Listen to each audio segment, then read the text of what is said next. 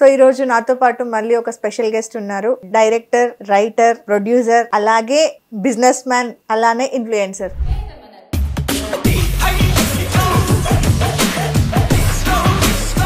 Folk ఇండస్ట్రీకి అంటే రావాలి, ఇలా ఇండస్ట్రీలో సెటిల్ అవ్వాలి అని ఇన్స్పిరేషన్ ఎవరైనా ఉన్నారా? అది సాంగ్స్ ఏదన్నా సెలెక్ట్ చేసుకుంటే చూస్తారు మన టాలెంట్ అట్లా కూడా ప్రూవ్ అవుతుందేమని.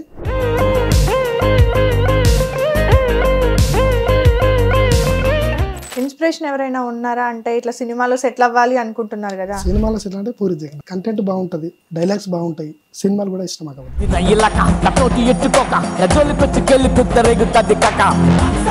ఫస్ట్ ఎలా స్టార్ట్ అయింది జర్నీ? ఫస్ట్ అవకాశం ఎవరు ఇచ్చారు మీకు యాక్టర్ గా? టిక్ టాక్ అక్క ఫస్ట్. ఎందుకంటే మన టాలెంట్ బయటకు తీసుకొచ్చింది, చాలా మందికి లైఫ్ ఇచ్చిందంటే టిక్ టాక్. చేస్తున్నప్పుడు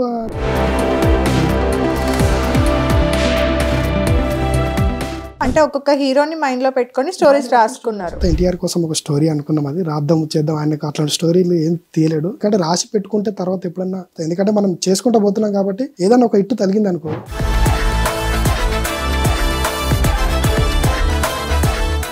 అవకాశం ఇస్తారు ఏదో ఒక రకంగా, డబ్బులు కట్టడమో లేదంటే టాలెంట్ ని చూసి అవకాశం ఇస్తారు. బట్ మూవీ రిలీజ్ అయ్యే టైంకి స్క్రీన్ మీద మనం ఉండం. మనం వాడుకుంటారు కొన్ని డబ్బులు వాడుకుంటారు, అది తీసుకొని తర్వాత మీరున్నారు షూట్లో. మా ఫ్రెండ్స్ కూడా అట్లా చేశారు, స్టూడియోకి తీసుకెళ్ళి ఎస్ఐ డ్రెస్ వేసి, కానిస్టేబుల్ డ్రెస్ వేసి, లాయర్ డ్రెస్ వేసి అన్నీ వేసి డబ్బులు కట్టించుకున్న తర్వాత ఫోన్ బంద్ అయ్యి.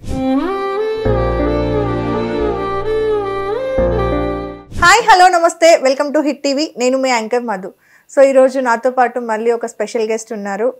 డైరెక్టర్, రైటర్, ప్రొడ్యూసర్, అలాగే ఒక బిజినెస్ మ్యాన్, అలానే ఇన్ఫ్లుయెన్సర్. ఇలా మాట్లాడుకుంటూ పోతే చాలానే ఉన్నాయి. సో ఒకసారి అన్నీ కూడా ఆయన మాటల్లోనే విని తెలుసుకుందాం. హాయ్ అన్న. అన్న అంటే అక్క అంటావు. ఓకే, ఎలా ఉన్నారు? బాగున్నాక. మీ పేరు మీరే ఇంట్రడ్యూస్ చేసుకోండి, నేను చెప్పడం కంటే కూడా. ఎందుకంటే నా already director, writer, business man అన్నీ ఉన్నాయి. అవునాక. సో ఇవన్నీ ఇంత పెద్ద లిస్ట్ ఉంది కాబట్టి మీరే చెప్తే బాగుంటుందని. నా పేరు రమేష్ ఎల్రపల్లి, మాది వికారాబాదు, ఉండేదంతా పరిగిలోనే. కాకపోతే సినిమా ఇండస్ట్రీ మీద నాకు కొద్దిగా చిన్నప్పటి నుంచి ఇంట్రెస్ట్ ఉంది. దాంతోపాటు సినిమా రంగంలోకి రావాలని, అంటే డైరెక్టర్ కానీ యాక్టర్గా కానీ సినిమా వాడిగా ఉండాలనే మాత్రమే సినిమా ఇండస్ట్రీకి వస్తున్నాను. సాంగ్స్ రాస్తున్నాను, పాడుతున్నాను, స్టోరీస్ రాస్తాను, డైరెక్షన్ చేస్తాను, యాక్టింగ్ చేస్తాను. కొత్త వాళ్ళు వస్తే కూడా యాక్టింగ్ చేపిస్తాను. ప్రొడ్యూసర్ కూడా నేనే. అన్నీ మీరే.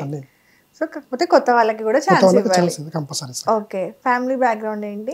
ఫ్యామిలీ బ్యాక్గ్రౌండ్ అంటే ఏం లేక హోటల్లో వర్క్ చేసినాం. నాది 10th అయిపోయిన తర్వాత హోటల్కి వెళ్ళిపోయినా. తర్వాత చిన్నప్పటి నుంచి నాకు దాని మీద ఇంట్రెస్ట్ ఉన్నందుకు సినిమా రంగం మీద ఇట్లా చూపు ఒక కలిగింది. ఎట్లయినా మనం పోవాలి, దాని మీద మనకి ఇంట్రెస్ట్ ఉంది, ఇంత టాలెంట్ ఉంది కదా, ఎక్కడో ఒక చోట కొంచెం అవకాశం అన్నా మనకు వస్తుంది అని దాని మీదకి రావడం జరిగింది. అయితే అటు బిజినెస్లో అంటే హోటల్లో వర్క్ చేస్తుంటా ఆ పని రన్నింగ్ ఉంటుంది. ఎందుకంటే ఫ్యామిలీకి ఇబ్బంది కలగద్దు. మనం ఏదో ఫ్యాషన్ ఉంది మనకని మన దాంట్లో మన రూట్లో వెళ్తే ఫ్యామిలీకి ఇబ్బంది అవుతుందని ఆ హోటల్ వరకు అది నడిపిస్తుంటూనే స్టోరీస్ రాస్తూ, సాంగ్స్ రాస్తూ, పాడుతూ, షూటింగ్ చేస్తూ ఇవన్నీ చేస్తున్నా. ఎందుకంటే హోటల్ బిజినెస్ మనకు కొద్దిగా సపోర్ట్గా ఉంటుందని, ఫైనాన్షియల్గా హెల్ప్ చేస్తుందని దాన్ని ఆపకుండా దాంతో రన్నింగ్ అవుతున్నాయి.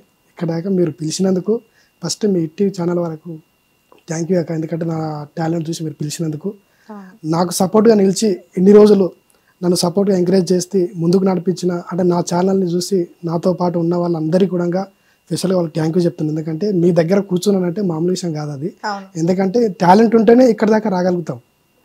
నన్ను సపోర్ట్ చేసి నిలిచినందుకు నా ఫ్యామిలీకి, అలాగే నాకు, నా ఫ్రెండ్స్కి, నా ఛానల్లో ఉన్న అందరికీ కూడా థ్యాంక్ యూ చెప్తున్నాక మీ ద్వారా, మీ ఛానల్ ద్వారా నేను. Okay, thank you so much అండి. అంటే మీ బిజీ టైంలో కూడా మాకు ఇంత టైం ఇవ్వడం కూడా, అది కూడా ఎందుకంటే ఆల్రెడీ మీరు ఒక బిజినెస్లో ఫిక్స్ అయిపోయి ఉన్నారు, టైమింగ్స్ ఉంటాయి కదా దానికైతే. సో దాన్ని కూడా కాసేపు పక్కన పెట్టేసి మా కోసం వచ్చినందుకు మీకు కూడా స్పెషల్ థ్యాంక్స్. సో ఇదంతా లాస్ట్లో చెప్పాలి, కానీ ముందే చెప్పేసుకున్నాం కాబట్టి ఇంకా లాస్ట్ ఇంట్రడక్షన్ కూడా ఏముంటుందో. ఓకే, సో ఫ్యామిలీ విషయానికి వస్తే మీరు ఆల్రెడీ మ్యారీడ్ కదా? పిల్లలు ఉన్నారా? ఒక పాప, మన సాంగ్లో చేసింది మా పాపనే. ఓకే, అమ్మాచెల్లం సాంగ్లో చేసింది, 2 బాబులు. ఓకే, ఇక మ్యారేజ్ అయిపోయింది నాకు. మ్యారేజ్ అయిపోయింది. ఓకే, ఫోక్ ఇండస్ట్రీకి అంటే రావాలి, ఇలా ఇండస్ట్రీలో సెటిల్ అవ్వాలి అని ఇన్స్పిరేషన్ ఎవరైనా ఉన్నారా? సాంగ్స్ చేయాలని నేను ఎప్పుడు అనుకోలేక. ఓకే, అంటే స్టోరీ రాయడం, యాక్టింగ్ చేయడం, డైరెక్షన్, ఇది దాని మీద బాగా ఇంట్రెస్ట్ ఉండే. అయితే ఈ యూట్యూబ్లో ఏమవుతుంది అంటే సాంగ్స్ మీద ఎక్కువ ఇంట్రెస్ట్ చూపుతున్నారు, స్టోరీ ఎవరు చూడట్లేదు. అంటే పరిచయం ఉన్న వాళ్ళు మాత్రమే మన స్టోరీ చూస్తారు. కంటిన్యూ మొత్తం. వేరే వాళ్ళు ఎవరు అంత చూడరు. అందుకే సాంగ్స్ ఏదన్నా సెలెక్ట్ చేసుకుంటే చూస్తారు మన టాలెంట్ అట్లా కూడా ప్రూవ్ అవుతుందేమని ఆ సాంగ్స్ మీద ఇప్పుడు కొద్దిగా చూపు. నేనే రాస్తున్నా సాంగ్స్, పాడడం నేనే. వేరే వాళ్ళ కొత్త వాళ్ళకైనా ఇంట్రెస్ట్ ఉన్న వాళ్ళకి తప్పకుండా అవకాశం ఇస్తాను. ఎందుకంటే నా దగ్గర వర్క్ చేసే వాళ్ళు 12 మంది ఉన్నారు. హోటల్లో పనిచేసే వాళ్ళు 12 మంది ఉన్నారు. అయితే నాకేంటంటే అవకాశం అంటే ఇంట్రెస్ట్ ఉన్న వాళ్ళకి తప్పకుండా మాత్రం అవకాశం ఇస్తాను అక్కడ. ఓకే.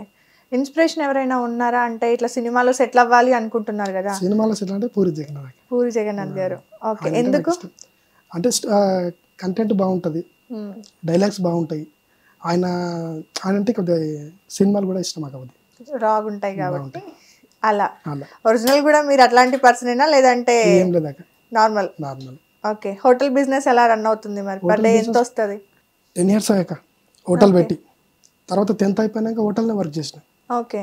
అసెంబ్లీ కానీ, రెడ్డి ల్యాబ్స్ కానీ, సెంట్రల్ యూనివర్సిటీలు కానీ ఇవన్నీ చేసుకుంటూ పోయిన తర్వాత మాకే అనిపించింది ఎందుకు ఆడ పని చేయడము, సొంతంగా మనకు ఏదన్నా ఉంటే బాగుంటుంది. మా బ్రదర్ని ఇద్దరం రన్నింగ్ చేస్తున్నాం ఇప్పుడు. ఓకే. ఇక మనమే కొంత బిజినెస్ పెట్టుకుంటే ఎవరన్నా చిన్నగా పెట్టుకుందామని అనుకున్నాము, అది పెద్దగా అయింది.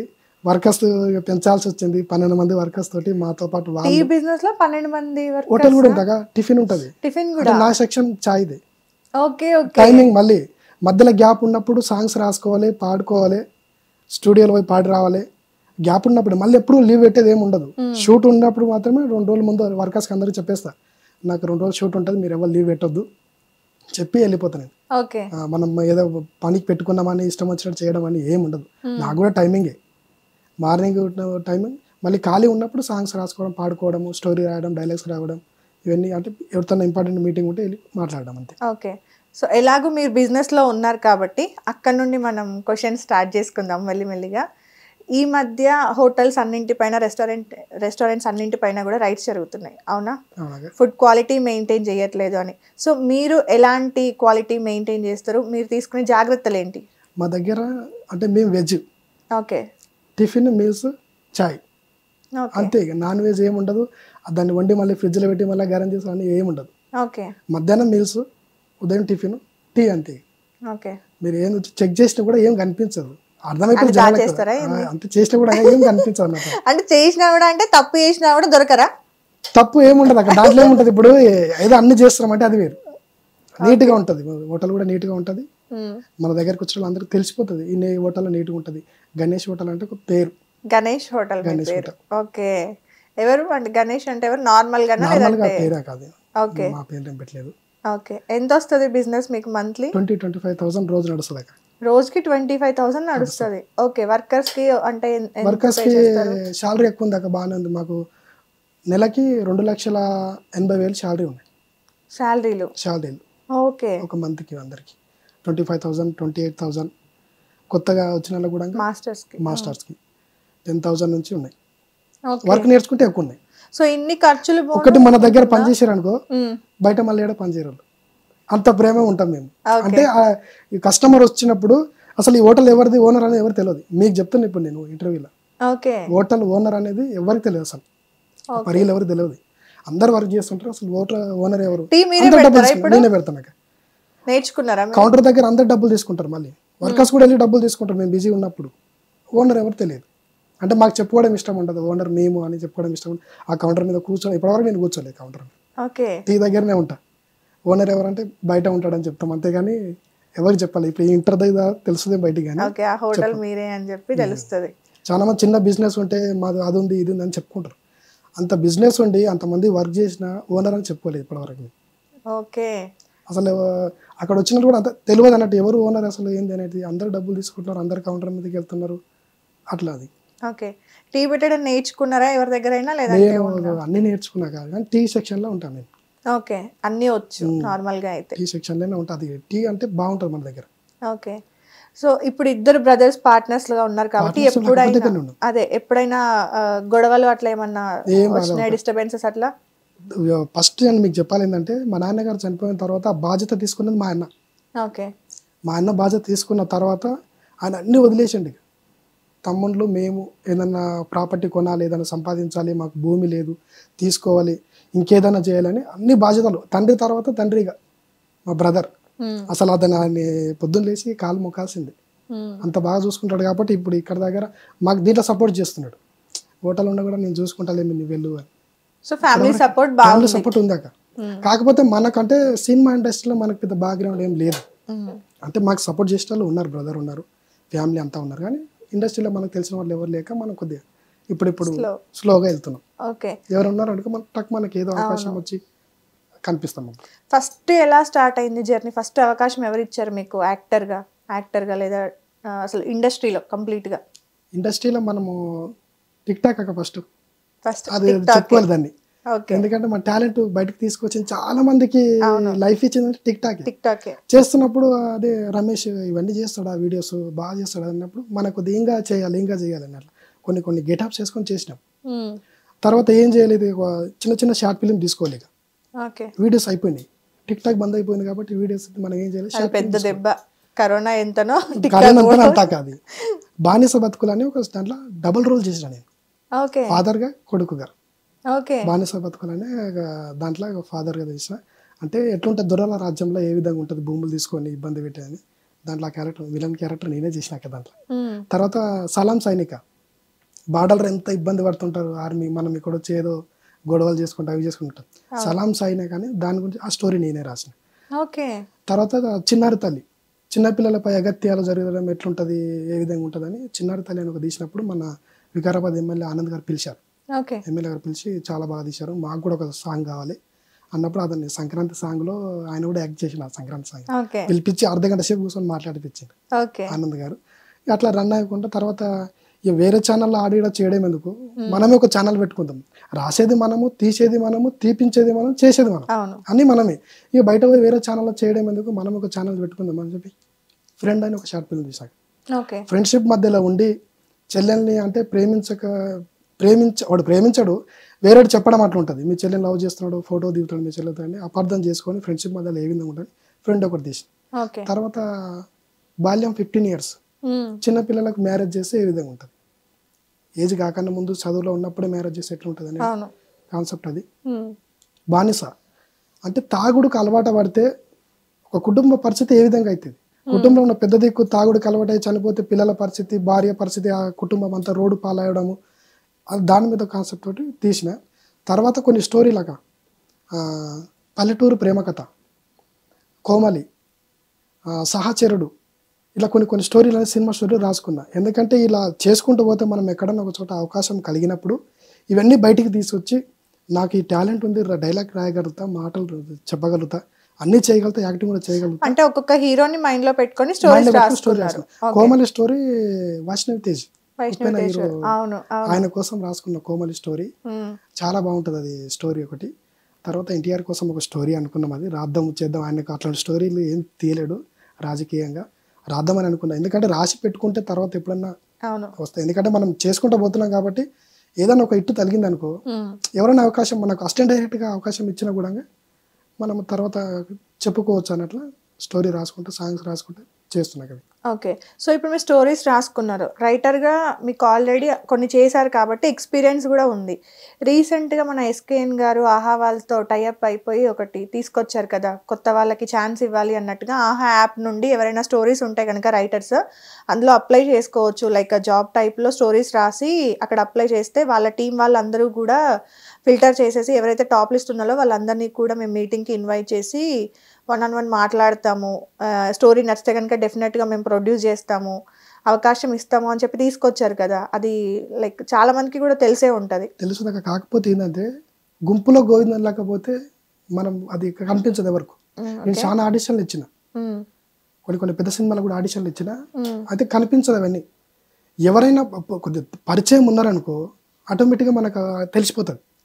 మనం ఆ గుంపుతో గోవిందంలాగా ఎవరు అందరు సైతం మనం పోయి చేసినామంటే మనకు కనిపించమేమో, ఆ టైం వేస్ట్ అవుతుందేమో చేయడంలో అని అనిపిస్తుంది. దానికన్నా ట్రై చేయడంలో తప్పులేదు అక్క. ఇప్పుడు మనము అది ఉన్నదని నేను అందుకే నా టాలెంట్ ప్రూవ్ చేసుకోవడానికి యూట్యూబ్ని వాడుకుంటున్నా. నా టాలెంట్ ప్రూవ్ చేసుకుంటే ఎక్కడో తోట తగులుతామని. అయితే అట్లాంటి దానికి ప్రతి ఆడిషన్కి ఫొటోస్ పెడుతుంటా, వాళ్ళు రమ్మంటే ఆడిషన్కి వెళ్తుంటా.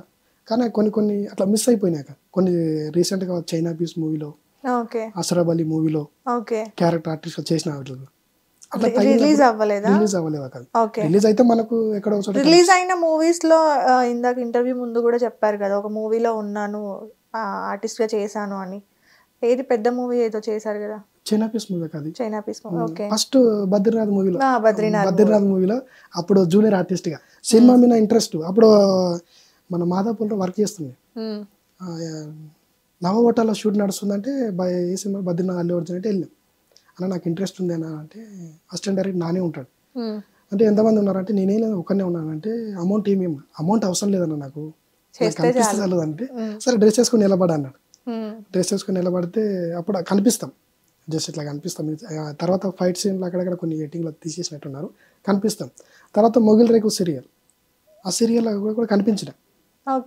కనిపించడం అప్పుడు టీవీలో కనిపించడం అంటే పెద్ద గొప్ప. టీవీలో కనిపిస్తుంది మొగుడు అంటే టాప్ సీరియల్ మొగుల్ రేకు సీరియల్. కనిపించినప్పుడు బాగుంది కదా మనం ఈ ఫీల్డ్ లోకి వెళ్తే బాగుంది అని అప్పుడు ఇంకా కొద్దిగా ఎక్కువ అనిపించింది. చేసుకుంటూ పోతే ఎక్కడో తోట తగులుతుంది.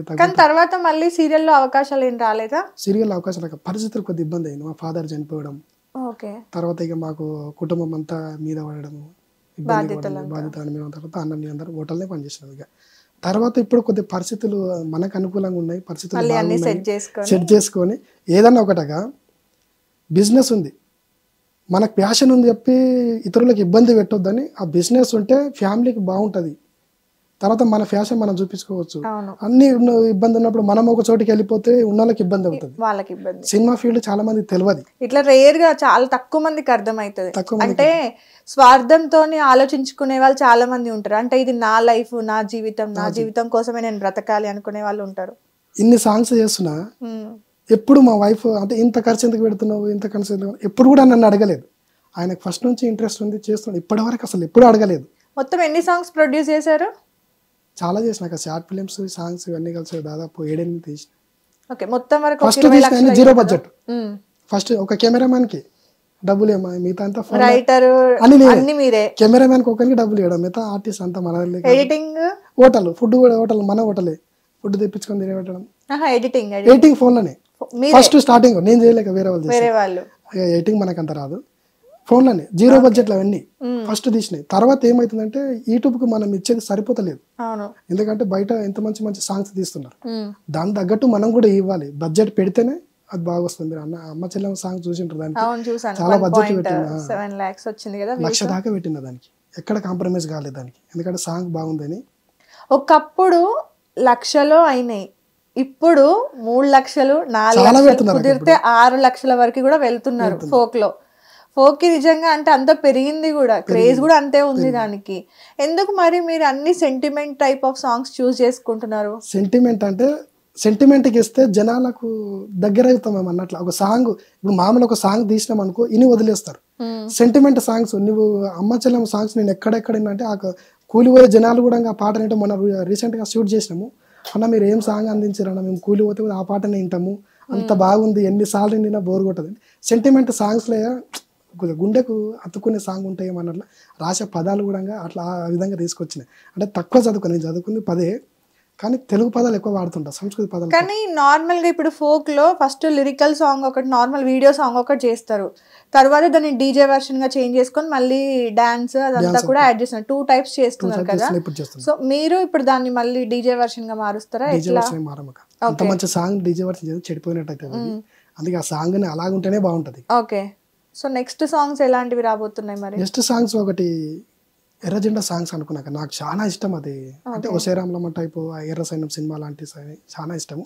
అలాంటిది అంటే మనోయిస్టులు అడవిలో ఎలాంటి ఇబ్బందులు పడతారు, వాళ్ళ ఇబ్బంది ఎలాంటి పడతారు, కుటుంబ పరిస్థితి, వాళ్ళు అడవిలోకి పోతే కుటుంబ పరిస్థితులు ఏ విధంగా ఉంటాయి అనేది సాంగ్ ఆల్రెడీ రాసినది. మా కూతురు నేను చేద్దామని అనుకున్నాం ఆ సాంగ్. అంటే మా కూతురుకి ఒసేరాంలమ్మ గిటా వేసి, అంటే ఫాదర్ చనిపోయిన తర్వాత ఆ జెండా పట్టుకొని ఆమె పాప కూడా రన్ అవ్వడము, ఆ సాంగ్ అట్లా చేద్దామని అనుకున్నాను. ఓకే, సో కంప్లీట్ గా ఏదన్నా కూడా మీనింగ్ఫుల్ వీడియోస్ చేయాలి, స్టోరీ ఉంటుంది, స్టోరీ మాత్రం కంపల్సరీ ఉంటుంది. ఓకే, సో నార్మల్ గా ఇప్పుడు చాలా మంది ఫోక్ లో వస్తున్నారు, హిట్ కొట్టుకుంటున్నారు, వెళ్తున్నారు. ఈజీగా దగ్గర 10 లక్షలు మినిమం జేబులో వేసుకుంటారు. పెట్టింది 1-2 లక్షలు అయినా కూడా వాళ్ళు పక్కా 10 లక్షల దాకా జేబులో వేసుకుంటున్నారు. మళ్ళీ ఏంటిది అనేది ప్లాన్ చేసుకుంటారు. అందరు కూడా అట్లానే ఉన్నారు. ఈజీ మనీ అన్నట్టుగా ఉంది. అట్లా దాంతో పాటు అంతే ఫ్లాపులు నేను కూడా ఒకటి ఉన్నాయి. అక్క, వాళ్ళు మనీ కోసం చేస్తారు, మనం అవకాశం కోసం చేస్తున్నాం. ఓకే. మనీ ఈ రోజు ఉంటే ఎలాగైనా సంపాదించుకోవచ్చు, మనీదేమో నాకు ఇంకొక హోటల్ పెట్టుకుంటే కూడా సంపాదించుకోవచ్చు. అంటే మనకు అక్కడ సాటిస్ఫాక్షన్ లేదు. హోటల్ పెట్టి బిజినెస్ సంపాదిస్తున్నాం కానీ సాటిస్ఫాక్షన్ లేదు. మనలో ఫ్యాషన్ ఉంది కాబట్టి సినిమా ఇండస్ట్రీ అంటే సినిమా వాడిగా చనిపోవాలనేది నాకు అలాగే. ఓకే. సో ఇప్పుడు నాకు అర్థమైంది మీ మాటల్లో ఏంటంటే డబ్బుల కోసం మీరు ట్రై చేయట్లేదు, వీటన్నింటినీ కూడా స్టోరీస్ రైటింగ్ మీరే కాబట్టి రైటర్ కూడా మీరే అండ్ డైరెక్టర్ మీరే, ప్రొడ్యూసర్ మీరే. సో ఇవన్నీ తీసుకెళ్ళి ఒక పెద్ద హీరో దగ్గర నేను ఇలా ఇలా చేశాను అన్నట్టుగా మీకు ఇక్కడ యూజ్ అవుతుంది, ప్రొఫైల్ క్రియేట్ అవుతుంది. ఓకే, అలా ట్రై చేస్తున్నారు. ఫస్ట్ ఏ హీరోతో చేద్దాం అనుకుంటున్నారు మరి? ఫస్ట్ చిన్న హీరోతో చేద్దాం అనుకుంటున్నారు. అంటే పెద్ద హీరో అని కాదు, చిన్న హీరోతో. చిన్న హీరోతో చేసినప్పుడే స్టోరీ అనేది మనకు తెలిసిపోతుంది జనాలకి. కంటెంట్ ఇంత బాగుంది, డైరెక్షన్ బాగుంది అనేది. చిన్న హీరోతో పల్లెటూరు ప్రేమ కథ కానీ కోమలి కానీ ఈ 2 స్టోరీలు మంచి స్టోరీలు. యాక్చువల్లీ పల్లెటూరు ప్రేమ కథ సినిమా తీద్దామని అనుకున్నాను, బడ్జెట్ ప్రాబ్లమ్ దాన్ని పక్కకి పెట్టేసాం. ఎందుకంటే అంత మంచి స్టోరీ మేము తీయనికి రాకపోతే అది చెడిపోయినట్టు అవుతుంది, కథను మొత్తం చెడగొట్టినట్టు అవుతుంది. దాన్ని అలాగే ఉండని ఇది రన్నింగ్ చేసుకుంటూ పోతే ఎక్కడన్నా ఎవరైనా అవకాశం ఇచ్చినప్పుడు స్టోరీ చెప్పగలుగుతాము. అప్పుడు అదన్నా దానికి ఒక హిట్ ఉంటుంది. స్టోరీ మనమే తీసినాం అనుకో, అది దానికి తగ్గట్టు మనం ఇయ్యలేం, అదే కథ మొత్తం చెడిపోయినట్టు అయితే. అందుకే దాన్ని అలాగే పక్కకి పెట్టినది. 2-3 స్టోరీలు అలాగే పెట్టేసినాను నేను. ఓకే. సో ఎలా ట్రై చేస్తున్నారు మరి డైరెక్టర్స్ని కానీ హీరోస్ని కానీ అప్రోచ్ అవ్వడానికి? మీ వంతు ప్రయత్నం ఎలా చేస్తున్నారు? మా వంతు ప్రయత్నం అంటాక ఇప్పుడు సినిమా ఇండస్ట్రీలో మనకు కొంత అసిస్టెంట్ డైరెక్టర్ కానీ కో డైరెక్టర్ కానీ సీరియల్ చేసే వాళ్ళు ఉన్నారు ఫ్రెండ్స్. ఓకే. అయితే వాళ్ళు రమ్మంటారు, సీరియల్ క్యారెక్టర్ చెయ్యి అంటారు. పిల్లలు చిన్నగా ఉన్నారు, బిజినెస్ ఉంది, చిన్న చిన్న క్యారెక్టర్ పిలిస్తే అంటే చిన్నగా ఉంటుంది చేస్తావా అంటారు. మనం బిజినెస్ దెబ్బతిన్నట్టు అవుతుంది. చేసుకుంటూ పోతే గట్టిగా ఒక తగిలింది అనుకో అక్కడ కూర్చోవచ్చు, మనం గట్టిగా ఒక తగిలినప్పుడు కూర్చోవచ్చు. పెద్దదే చెయ్యాలి అని పెద్ద ఛానల్ అట్లా ఏం లేదక్క, మనకు ఒక ఫ్లో దొరకాలి, అక్కడ ఒక స్టేజ్ దొరకాలి. అంటే ఇప్పుడు మీరు చెప్పిన దానిలో 2 పాయింట్స్ అర్థమవుతున్నాయి. బిజినెస్ ఉంది, చిన్న చిన్న క్యారెక్టర్స్ కోసం పిలుస్తున్నారు అని అంటున్నారు, పెద్ద క్యారెక్టర్ చెయ్యాలి అంటారు. మీ మోటో ఏంటో నాకు అర్థం కావట్లేదు ఇందులో. పెద్ద క్యారెక్టర్ అనే కాదు, చిన్న క్యారెక్టర్ కానీ అది మనకు కొద్దిగా మంచిగా అనిపించాలి అనిపిస్తుంది. అట్లా అంటే అసిస్టెంట్ డైరెక్టర్ దొరికిన క్యారెక్టర్ మంచిగా దొరికిన వెళ్ళిపోతాం. ఏ చిన్నగా జూనియర్ ఆర్టిస్ట్ గా పిలుస్తారు, పిలిచినప్పుడు ఆడ డైలాగ్స్ ఏంటో ఏముండవు, మనం నిలబడి ఇప్పుడు ఎంతో మంది నిలబడమంటారు, అది అట్లా చేసి కూడా ఏం మంచిగా అనిపించే కదా. అది అంటున్నాను నేను. ఇప్పుడు మనకు డైలాగ్ ఉన్నాయనుకో ఏ క్యారెక్టర్ చేయగలుగుతాం మనం, చిన్నదైనా కానీ పెద్దదైనా కానీ. మరీ జూనియర్ ఆర్టిస్ట్ గా గుంపులో నిలబెట్టినాం అనుకో ఇంత ఉండి మనం ఇబ్బంది పడతాం అన్నట్లు అనిపిస్తుంది. ఓకే. కొంతమంది నార్మల్గా ఎప్పుడన్నా మీ చుట్టుపక్కల వాళ్ళు కానీ లేదంటే మీరు నచ్చని వాళ్ళు కానీ వీడికి డబ్బులు ఎక్కువైపోయి ఇట్లాంటి వాటిలలో టైం వేస్ట్ చేస్తుండు అంతే, హోటల్ మంచిగా సక్సెస్ అయింది కాబట్టి డబ్బులు వచ్చినాయి, ఇక కష్టపడతలేడు కదా, ఎట్లయినా అంటే కష్టం విలువ మర్చిపోయిండు, తెలుస్తలేదు, అందుకే వీటి మీద వృధా ఖర్చులు పెడుతుండు అని ఎప్పుడైనా మాట్లాడినరా? మాట్లాడారు. ఇవన్నిటికి సమాధానం సక్సెస్, ఇవన్నిటికి సమాధానం సక్సెస్. అంటే దానికి మనం సమాధానం విమర్శించే వాడికి ప్రతి ఒక్కడికి ఎదురు నిలబడి సమాధానం చెప్పలేం మనం. మన సక్సెస్ సమాధానం చెప్పాలి. వాళ్ళు అంటుంటారు వాళ్ళకి ఆ ఫీల్డ్ తెలియదు, కళ అందరికీ ఉండదు, కొంతమందికే ఉంటుంది. ఆ కళ మనకు ఉన్నందుకు అదృష్టమా దురదృష్టమా అదే ఆలోచించాలి. మనం అదృష్టపడలేము, ఎందుకంటే మనకి ఈ కళ అందరికి లేదు, మనకొకరికే ఉంది. ఒక 100 మందిలో మీరు ఒక ఎమోషనల్ ఏడవండి, మీరు మీ ఫాదర్ చనిపోయలేదు, మీ ఫ్రెండ్ చనిపోయాడు, చేయండి క్యారెక్టర్ అంటే చేయగలుగుతాం. వాడు ఎవడు అన్నాడు, వాడు చేయలేడు కదా. మనకు ఆ కళ ఉంది, కళ అందరికి ఉంటుంది, పుట్టినప్పటి నుంచి కళ ఉంటుంది. అది అంటే మనిషికి కళాకారుడిగా కానీ వేషాలేసి వీధి నాటకాలు చేయడం కానీ అలాంటి బయట ఎవరు చేయరు, సిగ్గుపడతారు. ఒక ఇజ్రాగా గెటప్ వేసుకొని చేయాలంటారు.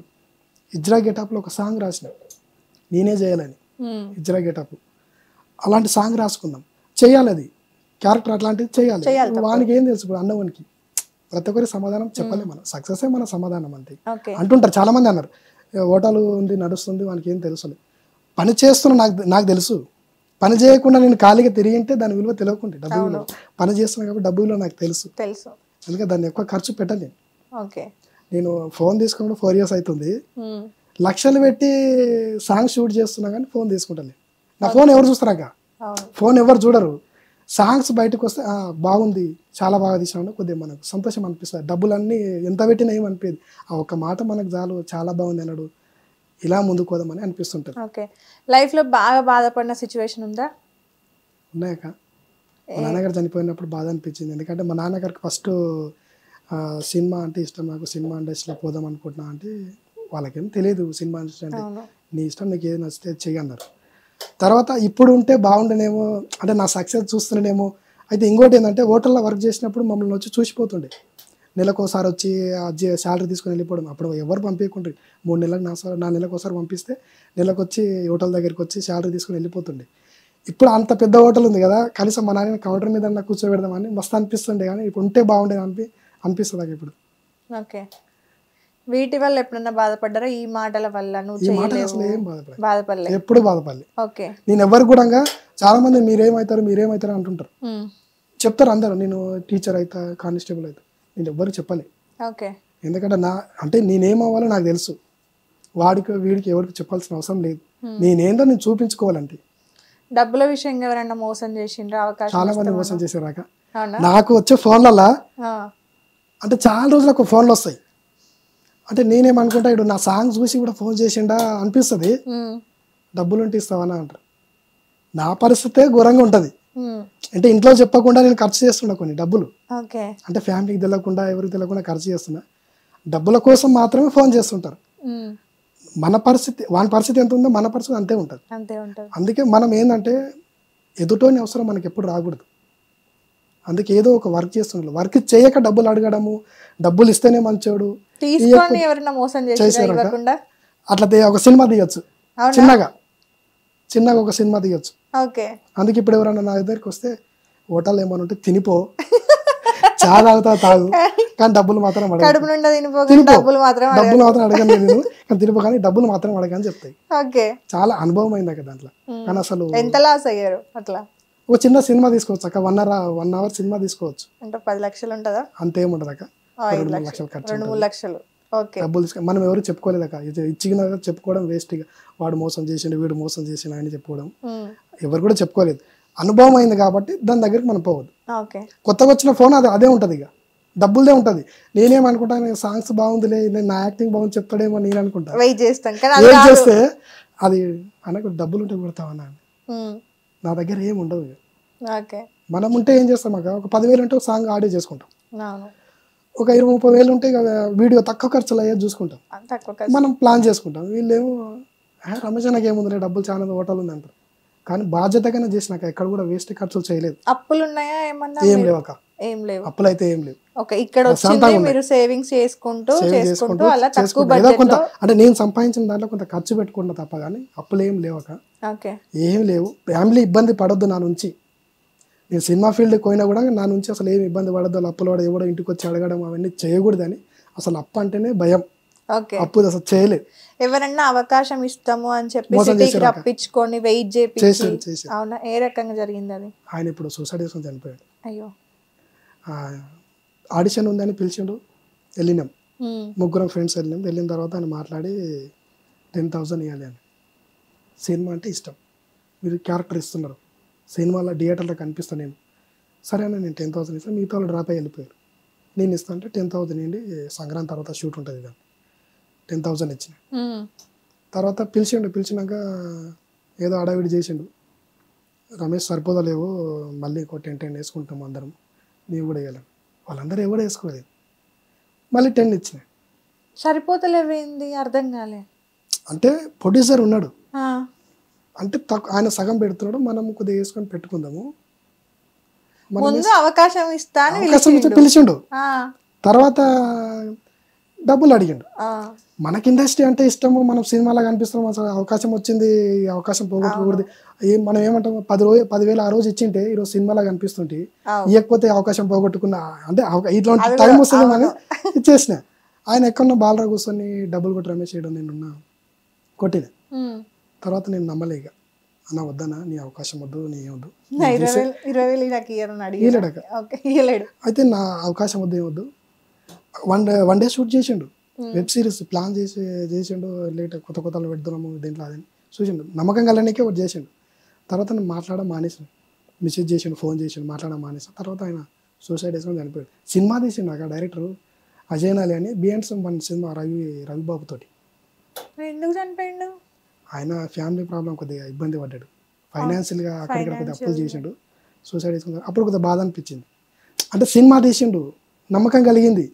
మంచి సినిమాకి అసలు ఎవరు చూపించలేడు సినిమా, నాకు చూపించండి, ఇంట్లో తీసుకెళ్ళి ఈ సినిమా తీసిన రమేష్ని చూడంటే రాహుల్ బాబుతో సినిమా సూపర్ సినిమా అది. ఇప్పుడు ఆ సినిమా వాళ్ళు ఎందుకు రిలీజ్ చేయలేరో తెలియదు కానీ ఆయన ఉంటే కొద్దిగా ధైర్యం అనిపించింది. డబ్బులు పోయినా పర్లేదు, ఏముంది అక్కడ డబ్బులు ఏముంది, 20 సంపాదించుకోవచ్చు. నమ్మకం కూడా ఒకసారి మోసం చేసినా మరోసారి నమ్మం, కానీ ఆయన ఉంటే కొద్దిగా ధైర్యం అనిపించేది. నాకు డబ్బులది కొద్దిగా లెక్క అనిపించేది, కాకపోతే ఇండస్ట్రీ ఇష్టం కాబట్టి ఇక కొద్దిగా నమ్ముతా. కానీ ఇప్పుడు నమ్మడం మానేస్తుంది. ఇక చాలామంది డబ్బులు పెట్టు నీకు అవకాశం, నాకు డబ్బులు ఇవ్వకున్నా పర్లేదు, నేను ఉట్టిగా ఫ్రీ చేస్తా, కానీ నేను మాత్రం డబ్బులు ఇవ్వను, నాకు ఇవ్వకున్నా పర్లేదు, కానీ నేను రిటర్న్ ఇవ్వాలంటే ఇవ్వలేదు. అట్లా చేసిన కొన్ని నాకు డబ్బులు ఇవ్వలేదు. షూట్ కూడా చేసిన 2-3 రోజులు, 4-5 రోజులు, వారం రోజులు చేసిన, తీసుకోలేదు. ఫుడ్ ఒకటి పెడితే చాలండి, చార్జీలు కూడా నేనే. నార్మల్గా సినిమాలో పెద్ద సినిమాలలో కూడా కొంతమందికి ఇప్పుడు లేటెస్ట్గా అది ఎప్పటి నుండో ఉంది టాపిక్, బట్ ఈ మధ్య కొంచెం ఎక్కువ ట్రెండ్ అవుతున్నారు టాపిక్. అవకాశం ఇస్తారు ఏదో ఒక రకంగా, డబ్బులు కట్టడమో లేదంటే టాలెంట్ని చూసి అవకాశం ఇస్తారు, బట్ మూవీ రిలీజ్ అయ్యే టైంకి స్క్రీన్ మీద మనం ఉండం. సీన్స్ చాలా సినిమాలు ఉంటాయి అక్క, అన్ని ఎడిటింగ్లో పోతుంటాయి. అయితే కొన్ని మనం వాడుకుంటారు, కొన్ని డబ్బులు వాడుకుంటారు, అది తీసుకొని తర్వాత మీరున్నారు షూట్లో. మా ఫ్రెండ్స్ కూడా అట్లా చేశారు, స్టూడియోలకు తీసుకెళ్ళి ఎస్ఐ డ్రెస్ వేసి, కానిస్టేబుల్ డ్రెస్ వేసి, లాయర్ డ్రెస్ అన్నీ వేసి డబ్బులు కట్టించుకున్న తర్వాత ఫోన్ బంద్ అయ్యి. కొంతమంది కొత్తగా వచ్చిన వాళ్ళు నమ్ముతుంటారు. మాకు విజయ్ దేవరకొండ తెలుసు, ఆయన దగ్గర అసిస్టెంట్ ఉంటాడు, ఆయన ఇది బాగా బయట ట్రెండ్ టాపిక్ కదా. నాకు ఆ హీరో డైరెక్టర్ అసిస్టెంట్ తెలుసు. విజయ్ దేవరకొండ దగ్గర మా ఫ్రెండే ఉన్నాడు, కాకపోతే 2 రోజులు ఆయనది ఖర్చులు మొత్తం చూసుకోవాలన్నాడు. ఏ ఖర్చులు వద్దు, ఆ కథనే వద్దు. విజయ్ దేవరకొండ హీరోలు తీసుకోరు అక్క, వీళ్ళు చేస్తారు, ఈ దందా నడిపించేది. ఒకటి ఏంటంటే సినిమా ఇండస్ట్రీ అమ్మ ఒడి లాంటిది అక్క, ఎవరు వచ్చి ఆదుకుంటుంది, చేర్చుకుంటుంది.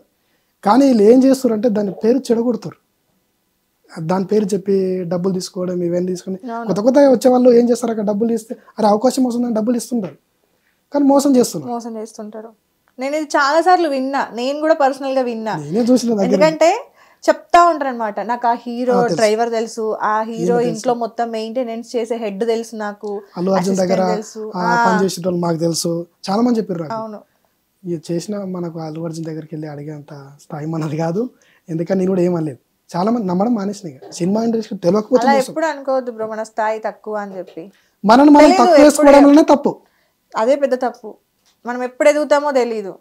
దాని టైం వచ్చింది అనుకో. ఇప్పుడు కోట శ్రీనివాస్ ఒక మాట నా ఇంటర్వ్యూలో, గుమ్మడికాయ అంత తెలివి ఉంటే సరిపోదు, ఆవుగినంత అదృష్టం కూడా ఉండాలి. ఆ అదృష్టం మనకు ఉంటుంది ఎక్కడో, దాని టైం వరకు మనం వెయిట్ చేయలేదు, తప్పది. అవును, అది టైం వస్తుందిలే మనం కూర్చుందాం ఇక్కడనే ఉందామంటే కాదు, మనం చేసే ప్రయత్నం మనం చేయాలి. కష్టంతో పాటు చాలా కష్టమైనది ఇండస్ట్రీ అంటే మామూలు విషయం కాదు. ఇంత పెద్ద దాంట్లో మనము ఒక క్యారెక్టర్ తీసుకుంటున్నాం, ఒక చేయగలుగుతాం, మన పేరు రావాలి, మనం నిలబడాలి అనుకుంటే చాలా కష్టం ఉంటుంది. కష్టపడ్డ ప్రతి ఓడి వెనుక సక్సెస్ ఉంటుంది, సక్సెస్ నిలబడినాక కష్టం ఉంటుంది. కష్టపడితే నా సక్సెస్ నిలబడ్డాడు. మామూలుగా అయితే ఎవరు పిలిచి అవకాశాలు నీకు ఇవ్వరు. చాలా మంది ఉన్నారు. నువ్వు ఇసుగూడ చౌరస్తా కృష్ణనగర్లో వెళ్తే జూనియర్ ఆర్టిస్టులు ఒక 100 మంది ఉంటారు, రోజు 1000 మంది ఉంటారు. వాళ్ళు చేసే పని, వాళ్ళు డబ్బులు తీసుకుంటారు, చేస్తారు, వాళ్ళకి అంటే పూట గడుస్తుంది చాలు. సో మొత్తానికి మీ జర్నీ అది. ఓకే, మీరు రాసుకున్న సాంగ్స్లో నుండి రీసెంట్గా హిట్ పడింది కదా, 1.7 lakhs వ్యూస్, అదే ఇంకా హిట్ స్టార్ట్ అయింది కాబట్టి ఒకసారి ఆ సాంగ్ పాడగలుగుతారా? సీతమ్మ జాగాలో సిరిమల్లె పువ్వు పూసిందోయమ్మా, మా ఇంట్లో పుట్టిన మా లక్ష్మీదేవి నువ్వే చెల్లెమ్మా, మమ్మిడిసిపోతుంటే కన్నీళ్ళు రాలే అమ్మా చెల్లెమ్మా, తోడా పుట్టినందుకు ఇంకేమి కావాలి చెప్పురా చెల్లెమ్మా, బంగారు మనసున్న మా రాజులన్నా నాకేమి వద్దన్నా, తోడా పుట్టినందుకు మిమ్మిడిసిపోతుంటే గుండెల్లో బాధన్నా. మంచి మీనింగ్ ఉన్న సాంగ్, అందుకే ఊర్లో వాళ్ళకి చాలా కనెక్ట్ అవుతున్న సాంగ్ ఇది. అంటే మన పదాలు అట్లే ఉంటాయి అక్క, అంటే మనం అంటే చదువును బట్టి అక్షరాలు ఉంటాయి. అవును, కొన్ని ఎక్కువ చదువుకుంటే సంస్కృత పదాలు వాడాల్సి వస్తాయి, అవి అర్థం కావు. ఇవి మోటు పదాలు, అంటే జానపదాలు అంటే జనాల్లో ఊరు వాళ్ళకి కనెక్ట్ అయ్యే పదాలు. ఆటోలలో అది వినిపిస్తుంటే నాకు చాలా సంతోషంగా అనిపిస్తుంది. అంటే ఆటోలలో ఎక్కువ వినిపిస్తుంది ఈ సాంగ్, ఆ కూలి పోయేటోళ్ళంతా ఆటోలో తీసినప్పుడు అప్పుడు కొద్దిగా నా సాంగ్కు సక్సెస్ ఉంది, ఒక మీనింగ్ దొరికింది, హ్యాపీ అనిపించింది అనిపిస్తుంది అట్లా సాంగ్ విన్నప్పుడు. మనం ఎంత ఖర్చు పెట్టినాం, ఎంత కష్టపడ్డది పక్కన పెట్టేస్తే ఆ సాంగ్ విన్నప్పుడు ఆ ఫీల్ వేరు ఉంటుంది. అవును, మనం రాసిన సాంగ్, మనం తీసిన సాంగ్ ఇంకొకరు వింటున్నప్పుడు ఆనందం వేరు. ఆ కామెంట్లు పెట్టినప్పుడు, చెప్తున్నప్పుడు మనకు కొద్దిగా తక్కువ వ్యూస్ ఉన్నా కూడా మంచి కామెంట్స్ ఉన్నాయి తెలుసా మీకు? నేను మొత్తం చదివాను. నేను 300 పైన ఉంటాయి కామెంట్స్, అన్నీ మంచి అండి. పరిచయం లేని వ్యక్తి మన వీడియోకు కామెంట్ పెడుతున్నారంటే అది గొప్ప. అది అవును, చాలా మంది ఎవరు చూస్తారు వదిలేస్తారు అంతేగాని అలా ఏడిపించావు ప్రథమని, అంటే ఏ టైంలో రాసేది సాంగ్, అసలు అక్షరాలు ఏంది అది అని కొన్ని కామెంట్లు చూసినప్పుడు నాకే కొద్దిగా సంతోషం. నార్మల్ గా మీరు రాసేటప్పుడు ఒక సీన్ ని ఊహించుకొని పాట రాస్తారా, లేదంటే పాట రాసుకున్నాక స్టోరీ మైండ్ లో పెట్టుకొని పాట రాస్తాక? ఓకే, ఎన్ని డేస్ పడుతుంది? 1 డేలో రాసాక సాంగ్ 1 డేలో రాసిస్తారు. ఆ గ్యాప్ లో, ఆ హోటల్ గ్యాప్ టైం పెట్టుకొని మార్నింగ్ 4కి వస్తా, చాయ్ పెట్టి 7కి వెళ్ళిపోతా.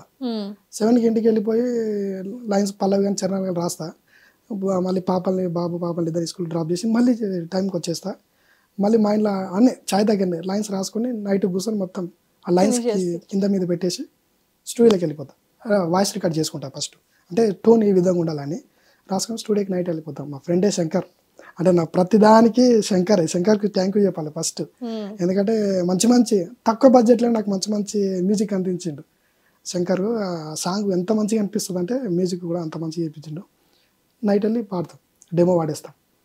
పాడిన తర్వాత ట్యూన్ రెడీ అయినాక అన్న సాంగ్ వచ్చి పైన లైన్ పాడన్నారు, పాడేస్తాం. ఓకే, అలా స్క్రీన్ పైకి తీసుకొస్తాం. తర్వాత ఈ సాంగ్ని ఎట్లా తీసేయాలి, జనాలకు ఏ విధంగా సెంటిమెంట్ చూపించాలి, సెంటిమెంట్ చూపిస్తేనే జనాలకు వర్కౌట్ అవుతాయి. ఏదో రాసడం, ఏదో అర్థం లేని భావన లేని పాటలు రాయను అసలు. డైరెక్టర్గా కూడా మీరే ఉన్నారు కాబట్టి మీరు మేజర్గా ఫాలో అయ్యే ఒక 3 రూల్స్ ఉన్నాయి మీకు డైరెక్టర్గా, ఇవి పర్ఫెక్ట్ ఉండాలంటే మీరు ఏం చెప్తారు, మీరు ఏం ఫాలో అవుతారు ఒక డైరెక్టర్గా? డైరెక్టర్ అంటే మనం ఎక్కడ చేయలేదక్క, డైరెక్టర్ అంటే ఏడం మనం వర్క్ చేయలే. సినిమా అంటే నాకు పరుచూరు గోపాలకృష్ణ గారు ఒక పుస్తకం ఉంది నా దగ్గర, కథనం శిల్పం. నేను హైదరాబాద్లో హోటల్లో వర్క్ చేసినప్పుడు గాంధీ భవన్ దగ్గర ఆ బుక్స్ అన్ని నక్లెస్ మొత్తం తిరిగిన ఆ బుక్ కోసము. గాంధీ భవన్ దగ్గర బుక్స్ పెట్టుకొని అమ్ముతున్నా. చూస్తే కనిపించింది నా దగ్గర 100 రూపాయలే ఉన్నాయి, దానికి 140. అన్న నా దగ్గర 100నే ఉన్నాయంటే చాలా బతిమలాడిని. అన్న మా సేట్ లేడు, తీసుకొని వెళ్ళిపోయాను అని బుక్ ఇచ్చిన 100 రూపాయలు తీసుకొని. ఆ పుస్తకాన్ని చదివే డైరెక్షన్ తప్ప నేను ఏడ చేసుకోలేదు. కథ ఏ విధంగా రాసుకోవాలి, ఏ విధంగా చూపించాలి జనాలకు, బోరు కొట్టకుండా ఎన్ని సీన్లు ఉండాలి, ఎన్ని సీన్లు ఉండకూడదు అనేది ఆ పుస్తకంలో మొత్తం ఉంది. వాళ్ళ అమ్మకు గిఫ్ట్గా ఇచ్చినట్టు ఉండాలి ఈ పుస్తకము. నా దగ్గర వద్దని చాలామంది అడిగారు నాకు, ఆ స్టేటస్ పెట్టినప్పుడు ఆ పుస్తకం ఇస్తామంటే ఏది అడిగిన ఇస్తా కానీ ఆ బుక్ మాత్రం అంటే దాంట్లో క్లియర్గా ఉన్నాయక. అయితే రమేష్ గారి గురించి చెప్పాలంటే ఫస్ట్ అయితే బుక్కడంత బువ్వ తినిపోగానే డబ్బులు అడగకు. సెకండ్ ఈ డేట్ రాగానే ఆ బుక్ అడగకు. నీకు ఇంకా క్యారెక్టర్ కావాలంటే ఇస్తా కానీ డబ్బులే అడగకి, ఆ పుస్తకం అడగకు. అవి 2 మాత్రం, డబ్బులు పుస్తకం. నాకు ఆ పుస్తకం ఉన్నప్పటి నుంచి ధైర్యం. ఏం కొద్దిగా నాకు అర్థం కాలేదంటే పుస్తకం మళ్ళీ చదువుతా. మొత్తం పుస్తకం మొత్తం చదివినది. ఆ చదువుతుంటే మనకు అసలు అప్పుడే అనిపిస్తుంది. అంటే ఫస్ట్ కథ రాయడం ఎలా చాలా మంది తెలియదు, స్టోరీ ఏ ఉండాలి, స్క్రీన్ ప్లే ఉండాలి, ఎలా ఉండాలి సీన్ అనేది చాలా మంది తెలియదు. అలా మేము స్టోరీ రాస్తాం కానీ మాకు ఎట్లా రాని తెలియదు అని నాకు చెప్తామంటే నావి పంపిణీ ఉంటే పంపిస్తా, రాసుకుని స్క్రిప్ట్ పేపర్లు ఉంటే పంపిస్తా. కానీ ఆ బుక్లో మనకు తెలిసిపోతుంది ఎట్లా రాసుకోవాలి, ఎట్లా చూడాలి, జనాలకు ఏ విధంగా చూపించాలి. ఒక ఆవిడ ఉంది, రోడ్డు దాటి కాఫీ పొడి తీసుకొచ్చి కాఫీ పెట్టి మీకు ఇచ్చింది. నెక్స్ట్ ఇంకో ఫ్రెండ్ వచ్చినప్పుడే మళ్ళీ రోడ్డు దాటి కాఫీ తీసుకుని ఇవన్నీ లాగ్ అయిపోతాయి, కాఫీ పెట్టి తీసుకొచ్చి ఇవ్వడం అంతే. ఇట్లా ఈ కొన్ని సీన్లు బోర్ కొట్టిన సీన్లు ఇవన్నీ ఫస్ట్ తీసుకొచ్చింది. నెక్స్ట్ ఇంకో ఫ్రెండ్ వచ్చినప్పుడు మళ్ళీ ఇక రోడ్డు దాటి కాఫీ పొడి తీసుకొచ్చి పాలు వేడి చేసి ఇన్ని లాగ్ అవుతాయి. ఇలాంటివన్నీ మనకు అర్థం కానీ ఆ పుస్తకాలు ఉన్నాయి, మనకు అర్థం కానీ.